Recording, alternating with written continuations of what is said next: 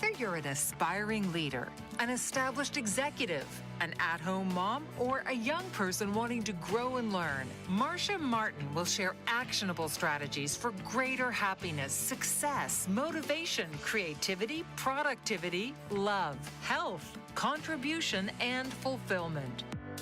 Welcome to Talk This Way with your host, Marcia Martin.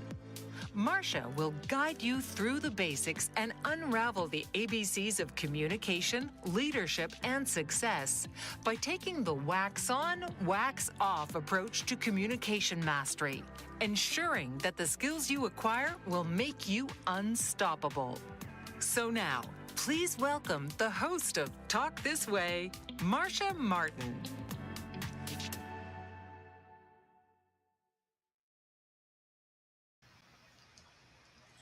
Hi everyone, it's Marcia Martin. Welcome to the show Talk This Way. We're live streaming from Bold Brave TV. The show is every Tuesday night live at 5 o'clock p.m. Eastern, and you can watch it live by going to boldbravetv.com and clicking on Watch Live Now. And you can go to YouTube, Bold Brave TV Talk This Way, to watch all the archived episodes. So let me tell you what this show is about. I want you to have everything that you want in life. I want you to be able to do whatever you want to do, be whoever you want to be, and have whatever you want to have. Every time I listen to the intro to this show, I think, gee, Marcia, you're promising everything. And the truth is, I am. And the reason I'm promising everything and that I can promise everything is because there are principles and laws in the universe. And if you understand those laws and principles, then you can create and cause things to exist. You can create results, you can manifest. It's like magic, and you can have all the things you want to have.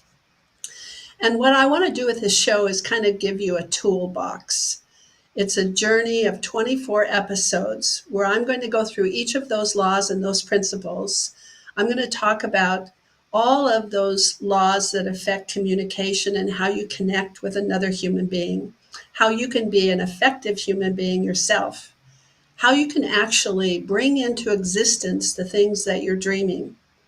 So each episode, what I'll do is I'll put together kind of a understanding of how those laws and principles work. And then as we go along, we'll start getting some momentum. And then what can happen is I can kind of bring them all together and show you how they work together. So soon in the show, we'll have role plays. I'll explain how it all works together. But for now, I want to get some of these main principles, kind of like the ABCs when you learn to read. And now you can read Hemingway, which is extraordinary. But it all started with the simple basics and fundamentals. And I want to give you the simple basics and fundamentals of life and how to create championship results, not just improving, but how to have breakthroughs, how to create magic, how to have the things you really, really, really want. So if you go through the episodes, in the first episode, we talked about championship and what it is and how it's a different game from improvement. It has different rules, it has different laws, and most people are playing improvement. They want to do something better tomorrow than they did yesterday. And there's nothing wrong with that. So if you go to episode 1, you'll learn all about championship, what the game is, and also you'll learn about mindset and how it affects your results. Mindset's really, really, really important because it's the beginning of everything that lines up for you. Your language and action lines up with whatever you're being, which is what your mindset is. So if you want to have a different result, you don't try to change the result. You have to change your mindset. And that's what this show is about, is showing you how to change your mindset and actually creating a mindset that works to produce championship results. And in the second episode, we talked about and learned about what we call already listening, the bubble that you live in and you listen through, or you perceive through, you experience the world through. It's not like you listen to what people are actually saying. You also have your interpretation and your assumption of what it all means. And so whatever's spoken is not necessarily what's heard. And we delved into how to create an already listening called a generous listening that really works. And then we worked on in episode 3 how manifestation happens, how you bring something into existence. People think that you have to have something, like you have to have enough money in the bank. And then you have to do something. You have to make calls, or you have to run hard, or you have to practice. And then you can be whatever it is you want to be. And the trick is, it's exactly the opposite. And we found out how creation and manifestation actually happens. And finally, last week, we delved into how your mind has different states of consciousness, and that you need to spend some time in the alpha state in order to regenerate yourself, revitalize yourself, tap into your inner power, tap into your ability to create and have your creativity manifest in the world. And we did a bunch of exercises to increase your ability to make that all work. And I taught you some ways to meditate. So this episode is really exciting. It's one of my favorite episodes because we're going to talk about what upsets you. Why do you get upset about things in the first place? And what do you do about that? And why is it that you're always reacting to a situation or a circumstance or an event? So first of all, let's talk about a thing that I call centering, being centered. What is being centered? First of all, being centered is open, present, connected. It's your ability to be open, not closed down, not resisting, not like not wanting something, but being open to what's actually there.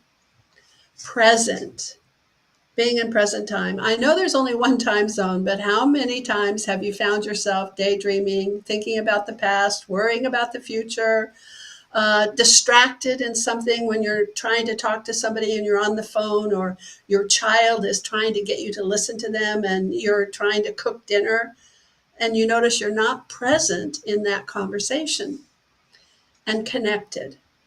Connected is a way of moving in the universe where you move as if you know you're connected to everything else, because we are connected to everything else. We're not separate. We're not just a finger. We're a finger on a hand. It's part of something. And not just a hand, the hand's attached to a body or an ecosystem. And we're connected to everything in the universe, including each other. So being centered is when you're feeling all of those three things. That you're present in present time, you're with whatever you're doing at the moment that you're doing it. You're listening to the person as they're speaking instead of figuring out what to say to them or debating in your mind why they're wrong or they're right. You're actually present. You're open. You're considering that it's possible. It is possible. You're open to some other point of view. You're open to it being possible. And you're connected.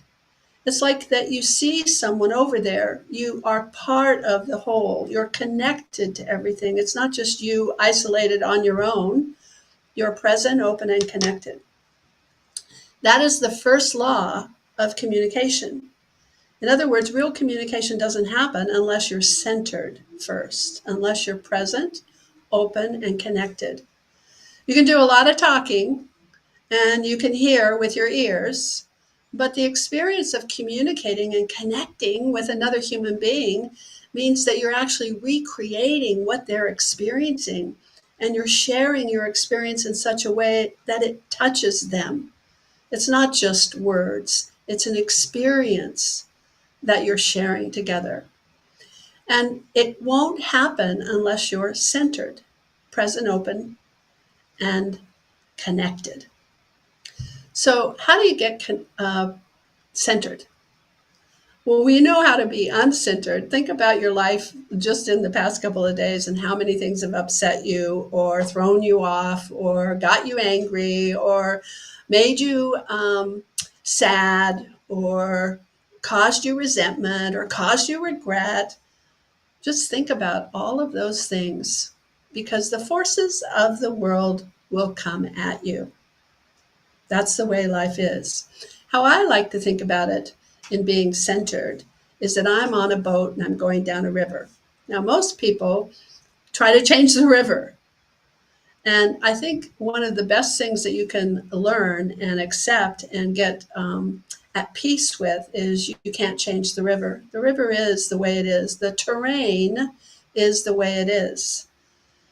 You can change yourself, but whatever's there in terms of the circumstances, whatever's there in terms of the resources, whatever's there in terms of what's happening, that person being angry or sad that's talking to you, whether or not you're stuck in traffic, whether or not you get the promotion or not, those are the circumstances of the river. So rather than focus on the river and trying to change the river, what I want you to get really good at is being centered. Pretend you're in the boat going down the river, and your job is to stay balanced in the boat. Now, the boat may hit a waterfall or a rapid or a rock or shallow water. All sorts of things can happen in circumstances in life. You hit those things, and those forces come at you, and they knock you off center. They upset you, they make you angry, you get sad, you get resentful, your emotions come up, you start to resist, you start to attack, you start to run away, you go into fight or flight. We have lots of reactions when we're off center. Well, if you could think of that your job in the boat is just to keep yourself balanced and let the boat go where it goes on the river and let the river do whatever it does, then you will be able to create better results. We're going to put all of this together at some point, and the first step is getting to be centered. So the rule of the day is center first, then act. Center first, then act. Don't act if you're off center.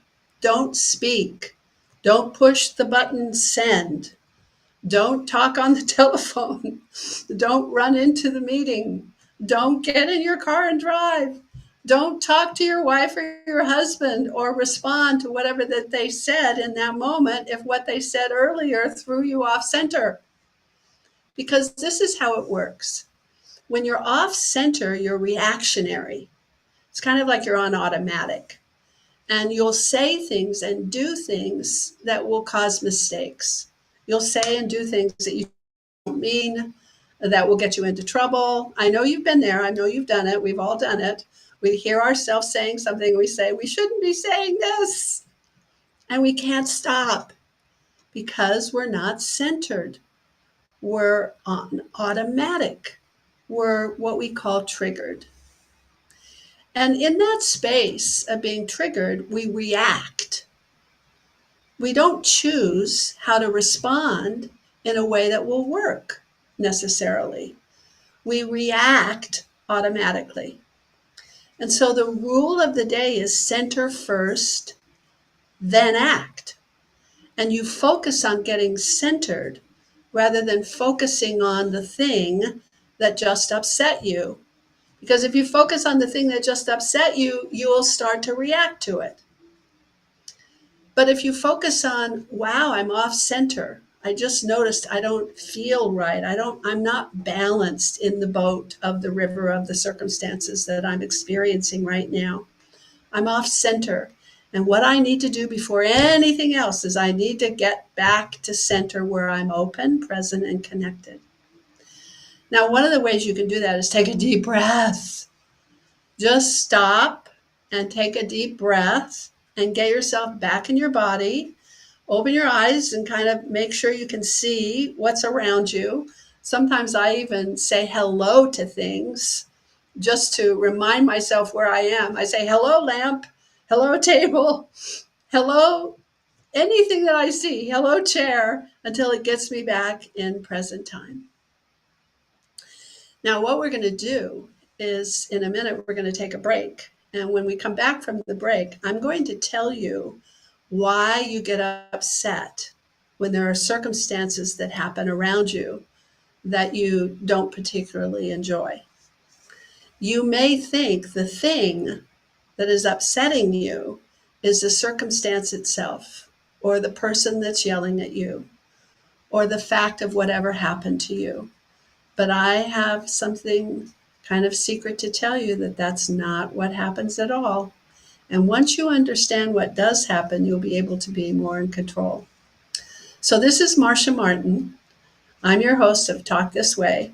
We're going to take a break. I'll meet you after the break. We're being live streamed by Bold Brave TV.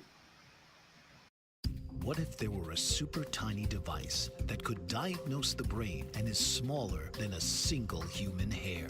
What if you could see inside the brain to help an epilepsy patient during surgery or to help the fight against Parkinson's disease? Dr. Patricia Broderick is proud to announce the Broderick Probe, a biomedical and electronic breakthrough. Imagine a probe to help with the understanding and potential cure of brain-related diseases. To learn more, listen live to the Easy Sense radio show with host Dr. Broderick, Wednesdays 7 p.m. Eastern on the Bold Brave Media Network and TuneIn Radio. And to help support the Broderick Foundation, please go to EasySense.com and learn how, with your help, we can fight these horrific brain disorders. That's EasySense.com to learn more and help support the Broderick Foundation. Author, radio show host, and coach John M. Hawkins reveals strategies to help gain perspective, build confidence, find clarity, achieve goals. John M. Hawkins' new book, Coached to Greatness, Unlock Your Full Potential with Limitless Growth, published by iUniverse. Hawkins reveals strategies to help readers accomplish more. He believes the book can coach them to greatness. Hawkins says that the best athletes get to the top of their sport with the help of coaches, mentors, and others. He shares guidance that helps readers reflect on what motivates them. We discover and assess their core values, philosophies, and competencies, find settings that allow them to be the most productive, and track their progress towards accomplishing goals. Listen to John Hawkins' My Strategy, Saturdays, 1 p.m. Eastern on the BBM Global Network and TuneIn Radio. Hello, it's Marsha, and welcome back from the break to Talk This Way, being live streamed by Bold Brave TV. Someone in the comments was saying, yes, just flow, and that's so true. When you're present, open, and connected, you're more in the flow. You're not so concerned about the event that is happening in front of you. You're in touch with your inner power and the force that comes through you.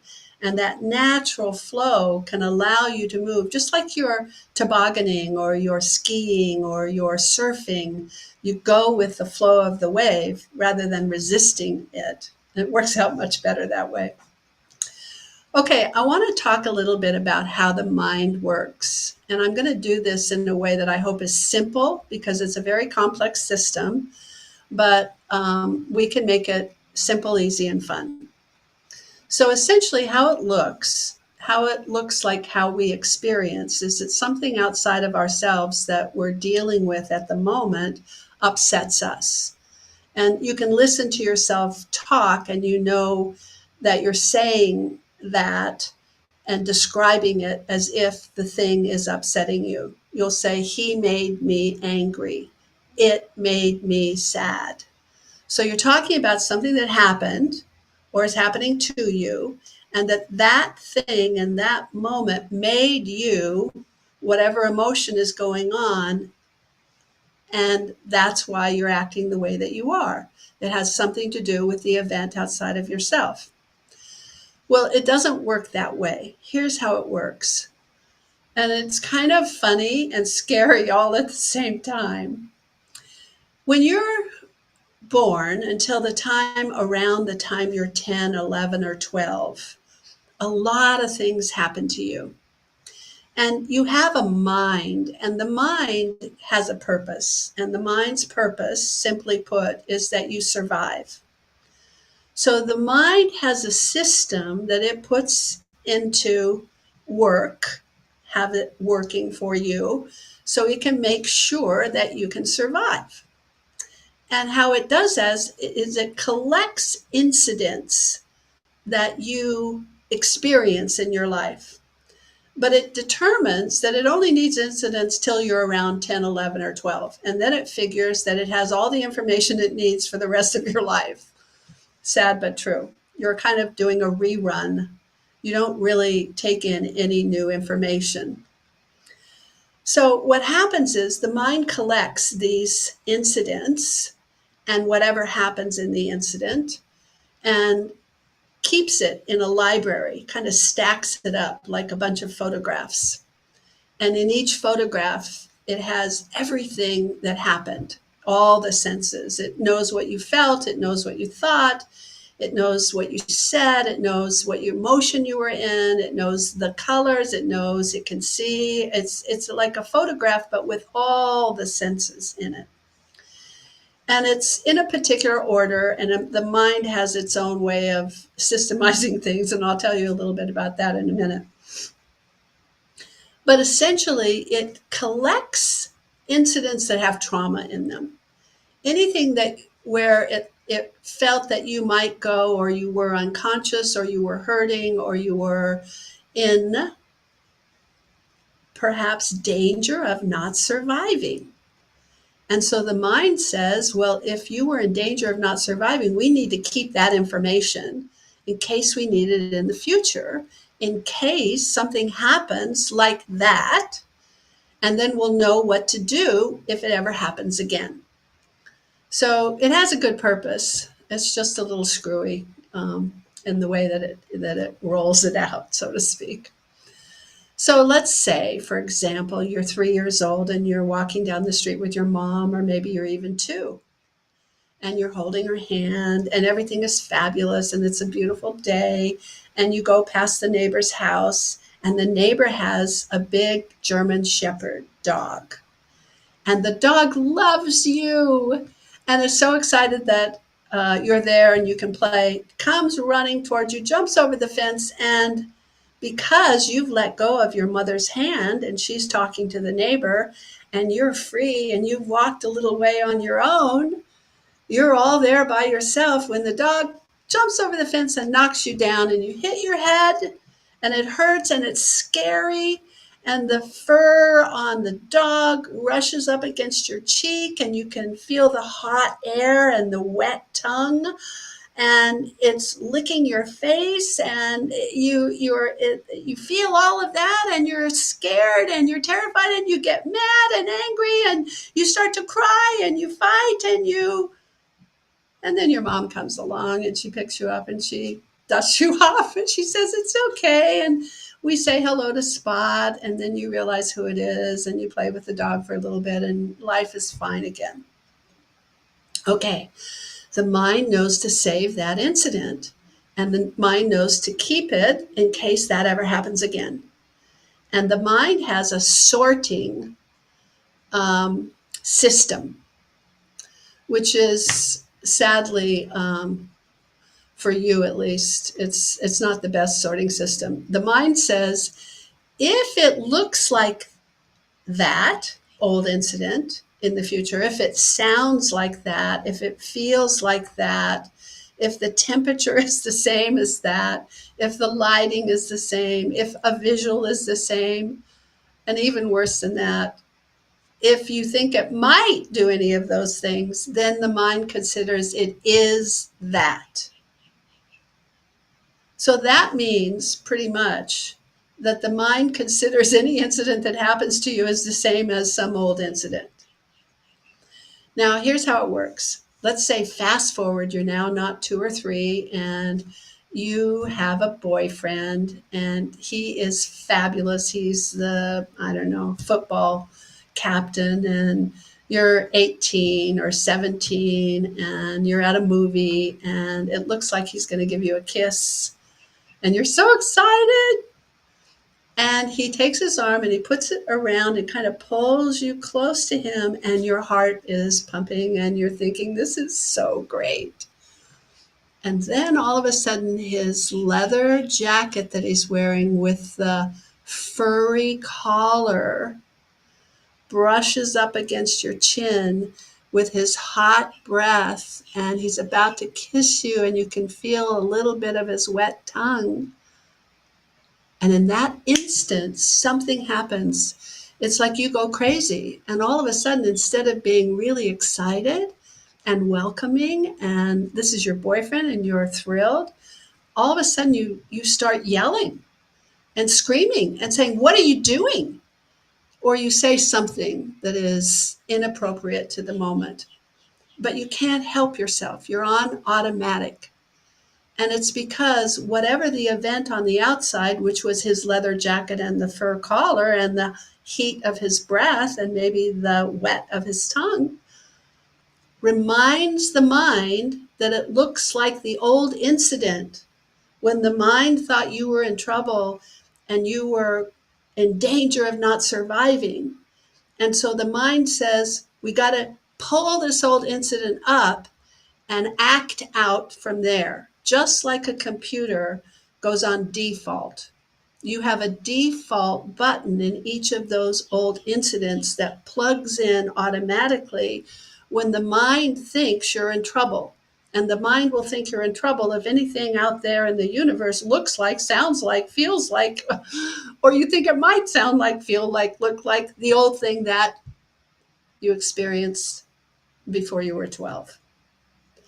And you act out the old emotions. So you throw a tantrum, or you get scared, or you run away, or you yell, or you attack, whatever's in that incident, whatever's in that pattern of the thing that you see in front of you that triggers the old incident and causes the old incident to be default program now and comes up and you act it out. So you're not upset about the thing that you see. What's happening is the thing that you see or experience is triggering an old incident that kind of takes over, and now you're on automatic acting it out. So the thing about centering is there's a small little moment in there. If you can focus on centering rather than focusing on the thing that's upsetting you and keeping the triggering going, that if you can get back to present, open, and connected, or being centered, rather than being automatic and plugged in or triggered, in that moment, you'll have a little space where you can choose how you want to respond to that event. And that's a whole different experience than you're reacting automatically. So we always say center first, then act. Center first, then act. And nobody can be centered all the time. It's impossible because we have emotions and lots of things are happening and lots of things remind us of all of these old things that are going on in the mind, and the mind thinking it has to save us from those events and plugging us in and putting us on default and having us act it out. So we're never going to be centered all the time. That's not a worthwhile game to play, to try to be centered all the time. A more worthwhile game to play is, how do you get back to center faster than you did the last time? So you want to start noticing in life what triggers you, what does upset you. Lots of things I'm triggered by. I remember I was in a meeting once, and I was leading the meeting for the president of the company, and he was in his office, and he had asked me to lead the meeting. And then I got a text, and I saw it on my phone, and it said, "Come to my office immediately after the meeting." Well, I got the text almost immediately after I had just said something in the meeting. And of course, I got triggered by the text. It brought up old times where I made a mistake. I shouldn't have done that. I was taking leave of what I was supposed to do. I was overusing my authority. And my heart started beating, and I was like, oh my God, what did I do? Now I'm in trouble. Maybe I'll lose my account. And I remember I was just like this. And I kept saying, okay, Marcia, just center, The meeting got over in about 10 minutes, and I knew I needed to go to his office. And as I'm walking to his office, I'm saying, center, open, present, connected. It's okay. Who knows what's really going on? I know what I thought was going on, but I was just triggering an old event. I'm now in present time. I'm now open. I'm now connected. What's possible? Well, when I got to his office, instead of yelling at me and telling me that I shouldn't have done that and taken over the meeting, he was so excited. He had read something that I had sent to him in a report.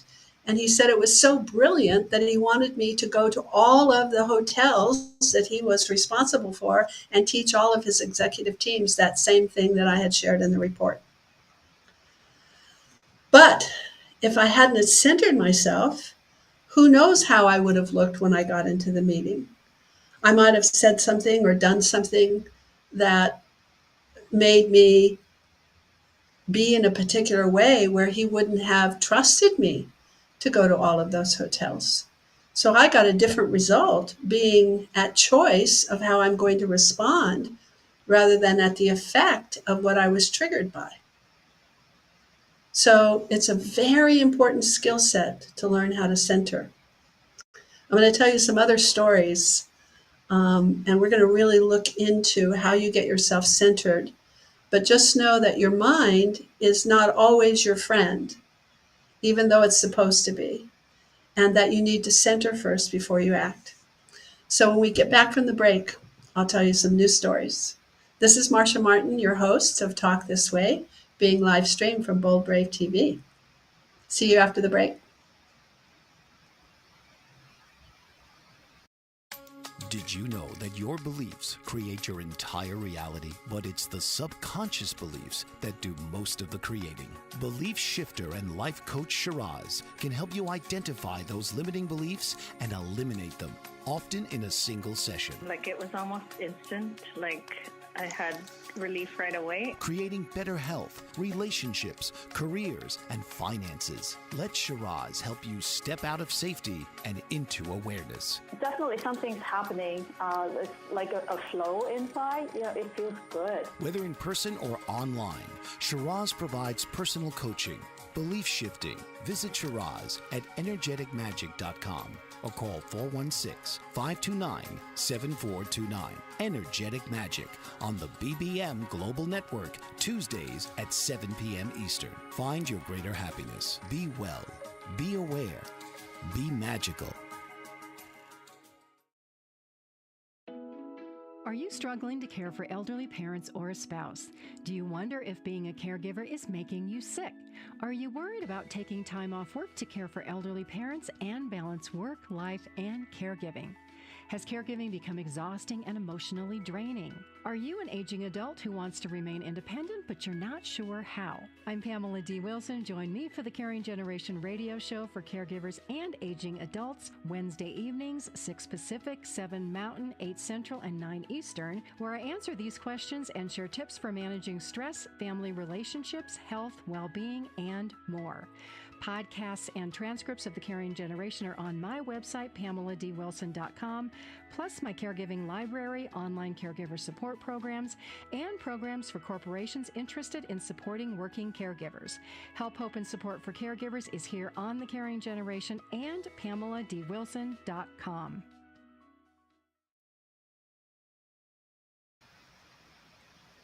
Hello, it's Marsha. Welcome back from the break. I'm your host of Talk This Way, being live streamed by Bold Brave TV. So we've been talking about centering, and I want to share a story with you so that you can see how different your result can be if you're willing to really practice this and be centered. So many of you know, and I've told you before, that I was the senior vice president of an organization called EST in the 70s and 80s. And we were a seminar company teaching people about personal development. When I started, there was 20 people in the seminar. And when I left, there were millions of graduates worldwide. And when I left, I had had such an extraordinary experience and was feeling powerful. I was speaking in front of tens of thousands of people. I was meeting amazing celebrities and powerful people in the world. I was training. I was at the top of my game. And so when I left, I didn't quite know what I wanted to do. And I was in a little transition. So my boyfriend at the time, he was a little younger than me, and he was still in college. And he was about 13 years younger, so not too much, but younger. And he was the president of the Young Democrats of Southern California at the university. So he said to me, Marsh, while you're figuring out what you want to do in your next phase of your career, why don't you go to the Democratic office headquarters and help them out with the campaign? It was a presidential campaign year, it was 1980. And I had started laughing. I said, what am I supposed to do? Just walk in and say, hey, here I am, I'm in charge, or you need me? And he said, yeah, something like that. He says, you have all the skill sets. You know how to fundraise, you produce events, you've filled auditoriums, you've managed thousands of people. It's everything that they need. You're a great speaker, you can inspire people. And so he kind of talked me into it. And I thought, well, what the hell? Well, I went to the headquarters. It was in Los Angeles at the time. And what I realized is there was a lot of young people and very caring people and diligent and responsible, but they weren't really skilled at what they were doing. And I didn't feel it was my place to come in and say, well, I should kind of take over. I thought that there would be more sophisticated leaders at the time that would see my talents and be able to use me. So I came back to Eric and I said, it's not going to work. I don't think I can really do anything there. He said, oh, probably not. He says, what you should do is you should go to the headquarters of the whole state. It's in San Francisco.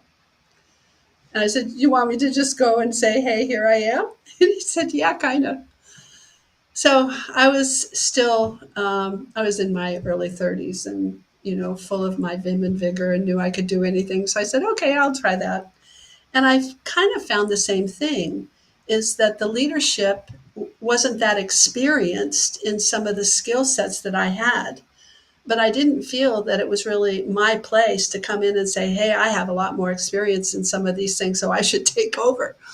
So again, I came back to Eric and I said, it's not going to work out. He said, oh, I guess what you have to do is go to Washington, D.C. and talk to the chairman of the Democratic Party. I said, what?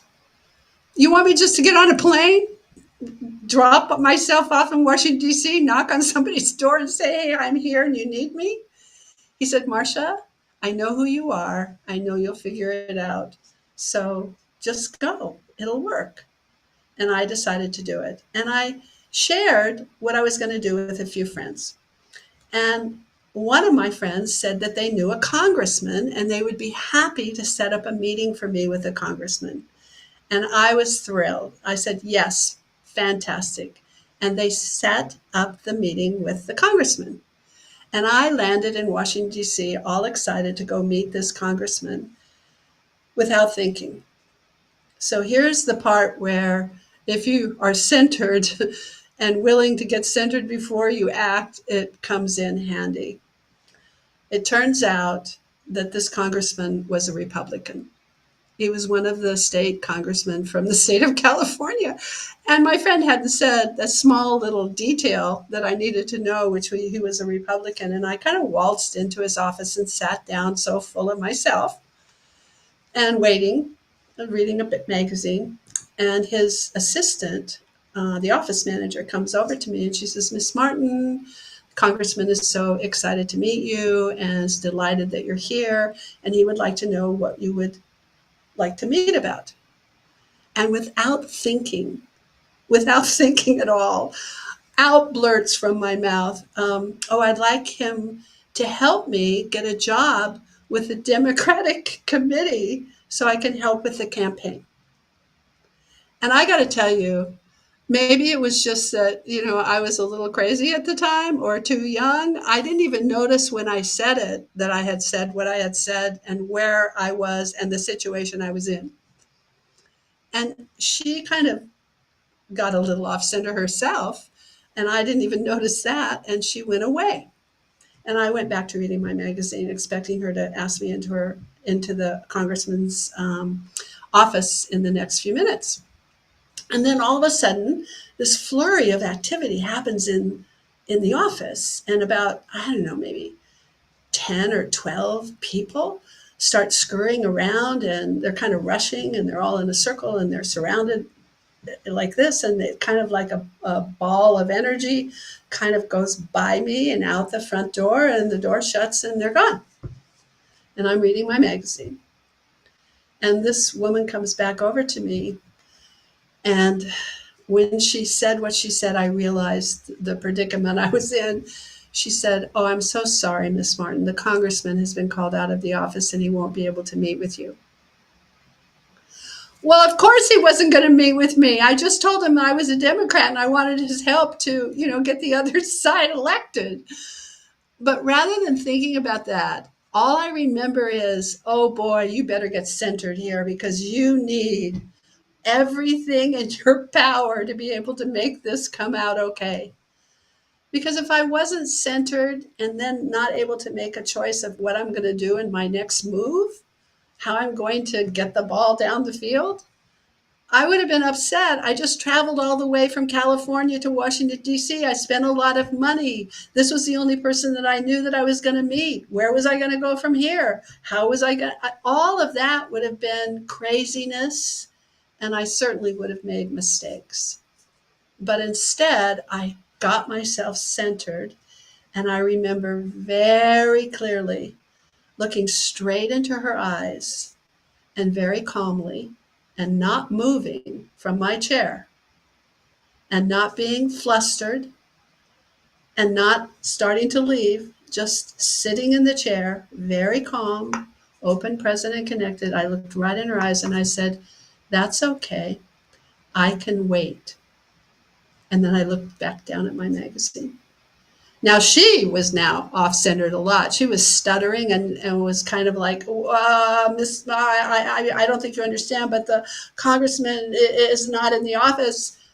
And I remember just calmly, because I was open, present, and connected, looking up and gazing into her beautiful eyes again, and really kind of loving who she was, and saying, "That's okay, I can wait." And looking down at my magazine again. Well, the end of the story is, she knew I was going to be an immovable object, and got the word to the congressman, and the congressman did meet with me. And once he started talking with me and finding out who I was, he did help me. And I ended up going to the convention with the vice president and the head of the Democratic convention and the head of the Democratic Party and the ambassador to Egypt, and working at the convention myself. And even the Republican congressman said to me as I left, "If you find out they don't want you over there, come back. I'm thinking of running for the Senate, and I would love to talk to you about possibly helping me with my campaign." Totally different result than I ever could have expected had I been in a flurry, upset, plugged in, triggered, on automatic, acting out some old incident. And that's the value of center first, then act, center first, then act. The forces of the world are going to come at you. There's going to be lots of things that happen in your life. There's going to be bad weather. You're going to get stuck in traffic. Somebody's going to tell you they don't love you. Somebody's going to yell at you. Somebody's going to cancel the meeting. Somebody's going to not promote you, not hire you, or reject you. Something will happen that will trigger you and remind you of an old incident where that happened, or it looked like that was happening again. And you're going to go on automatic. But if just real quick you focus on centering first, and you get yourself back to being open, present, and connected before you act, before you push send, before you say anything, before you get centered first, then act. You will be amazed at the results that you can produce. And think about it. Events are happening. The river is flowing. Pretend you're in that boat and you're just practicing staying on balance. and give yourself some ways to get yourself centered. What I do is I take very deep breaths, or I close my eyes and I think of something that I really love, or I say hello to something in the room just to get me present, or I just be quiet for a second and not talk, just settle down, get back in my body so that I'm in charge again instead of my fear managing me. I'm managing my fear before I choose what to do. And then you're able to be responsible to respond to the event, not react. And a response is a choice. And the choice needs to be what needs to happen here that will make this work, not a choice of what's right or wrong, not will make you look good or bad. It's not about that. It's what do I need to respond to this event in order for this to work out the way I want it to work out. Not about me being right, not about me making somebody wrong. I had a client and he said that one of his vendors had said to him when he told the vendor that they wouldn't be using them anymore, that the vendor said, "You don't know what you're doing. Your team doesn't know what they're doing. You've made a mistake." And he got all upset and started telling this vendor how he didn't know what he was doing and he wasn't making a mistake, my client, but the vendor was making a mistake, and they got in an argument. And I said, if you center first before you acted, what you could have done is just said, "Well, thank you. I appreciate that point of view. Thank you for sharing. And we're not going to be using you." He could have responded in a way that worked for what he needed to have work instead of making an enemy. Okay, one more big thing we need to learn this episode. We're going to do that right after the break. So this is Marsha Martin, your host of Talk This Way, and we're being live streamed from Bold Brave TV, and I'll see you right after the break. Author, radio show host, and coach John M. Hawkins reveals strategies to help gain perspective, build confidence, find clarity, achieve goals. John M. Hawkins' new book, Coached to Greatness, Unlock Your Full Potential with Limitless Growth, published by iUniverse.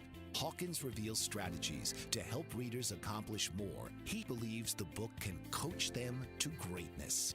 Hawkins says that the best athletes get to the top of their sport with the help of coaches, mentors, and others. He shares guidance that helps readers reflect on what motivates them. We discover and assess their core values, philosophies, and competencies, find settings that allow them to be the most productive, and track their progress towards accomplishing goals. Listen to John Hawkins' My Strategy, Saturdays, 1 p.m. Eastern on the BBM Global Network and TuneIn Radio.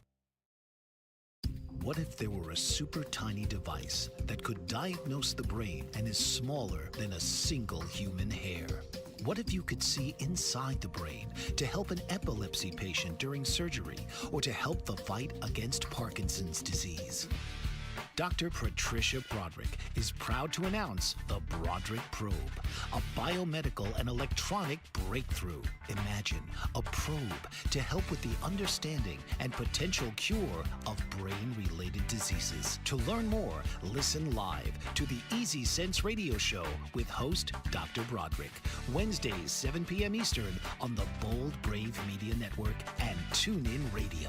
And to help support the Broderick Foundation, please go to EasySense.com and learn how, with your help, we can fight these horrific brain disorders. That's EasySense.com to learn more and help support the Broderick Foundation. Hello, welcome back. It's Marsha Martin. I'm your host of Talk This Way, being live streamed from Bold Brave TV. There's one more thing I want to get in this episode that's kind of conceptual, and it's about perspective. Have you ever seen that picture where you can look at it one way and it's one thing, and you look at it another way and it's something else? It's like there's an old woman and she's really ugly if you see that part of the picture. But then if you look at it from a different view or a different perspective, you can see a young girl. Well, that's my metaphor of how the universe is. Because in that picture, both pictures exist at the same time. Both are there always. But you can only see one or the other at any one instant, depending on where you're looking from, your perspective. Your perspective is your mindset. Your perspective is your assumptions. Your perspective is your viewpoint. Your perspective is your beliefs. It's all of those things that create the way we look at the universe. And what happens is your perspective allows certain things to show up or occur based on the perspective you're looking from. So just like the picture, old woman, young woman in the picture at the same time. But if I look at it from this way, the old woman shows up or occurs for me. And if I look at it from this way, the young woman shows up or occurs to me, because they're both there. But one and only one can occur or show up for me at any one instant. And I say that's how life is. Everything is out there. What's working and what's not working. What's scarce and what's abundant. What's winning and what's losing. What's right and what's wrong. Everything is there for you to see, but only what you do see is what shows up for you or occurs for you. And that's based on where you're looking from. Change your perspective, something else is going to show up. Now, think about this. If it's occurring for you and something else is there but not occurring for you, what you're interacting with or collaborating with or creating action with is the thing that occurs or shows up. And whatever shows up, how you act with that is going to produce the result. So you want, first of all, something to show up that can make it all work better. So I'll give you an example. One of the people that I coach was getting his social worker's certificate. He was from Canada and he is now in Florida. And in order to get his certificate in Florida, he had to take a test. But in order to take the test, he had to be approved by a specific department, and he had to provide certain kinds of things to that person as evidence that he had done certain things so that she would approve and let him take the test so that he could take the test, pass the test, and get a certificate. Now, what happened in the beginning was he had a meeting with this woman. And he came back from the meeting and he said, she didn't approve any of the things that I showed her. She said, I need something else. And he kept saying, she doesn't like me. She's always in a bad mood. I don't think that she wants me to be able to get my certificate. She's not helping me. She's always in a bad mood. She's always making me wrong. And how he described her, I could tell that we weren't going to be able to have her approve him taking the test if that was who he was dealing with. But I also knew that that was what was occurring for him. So he had the perspective that caused her to occur that way for him. And how she was occurring is she wasn't helpful. She didn't like him. She wasn't going to give him anything. And based on that, now that caused him to act in a particular way with her, which was he didn't like her and he didn't think that she should do that. And he was starting to tell her how she was wrong. I said to my client, I said, we need to create a different perspective for you of how she is. So right now she's a person that doesn't give you enough time and doesn't care for you. What if she's upset about something? What if she has a child that's sick and she's worried and she's distracted? Or what if she is so overloaded with work and she has so little time and she's exhausted and she feels like everybody's misusing her and it's just another person that you are to her that's more work? What if you saw her that way? How would you be with her? How would she show up for you then?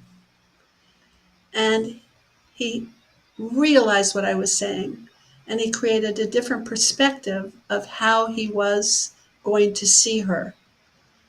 And she showed up differently, and literally within a week, she approved. All of the things that he had given her before that hadn't worked previously suddenly were okay, and he was able to take the test and get the certificate. So your perspective really is a very important thing. If things are showing up for you in a way you don't like how they're occurring for you, see if you can look from a different perspective, because they're going to show up in a different way. Then you'll be acting into a different thing. Okay, now we're going to start taking all of this information in the episodes going forward, and I'm going to teach you how to use this to communicate better and to cause results that you want. So if you haven't seen the first episodes and you have a chance, go back and review them. Go to YouTube and Bold Brave TV and Talk This Way, and the episodes are all archived there. And I will see you next Tuesday, 5 o'clock Eastern. I'm really looking forward to it. I really appreciate that you are with me and that you attend. And I hope this is valuable for you. And it's my pleasure to be of service. I look forward to seeing you next Tuesday. God bless. Have a great week. This is Marsha Martin signing off from Bold Brave TV, being live streamed as Talk This Way for Success. Thank you so much. Have a great week. This has been Talk This Way with Marsha Martin. Tune in each week and discover that the effectiveness of your communication dictates the quality of your relationships, the profits of your business, the results you produce, and your overall success in life. Tuesdays, 5 p.m. Eastern, right here on the Bold Brave TV network.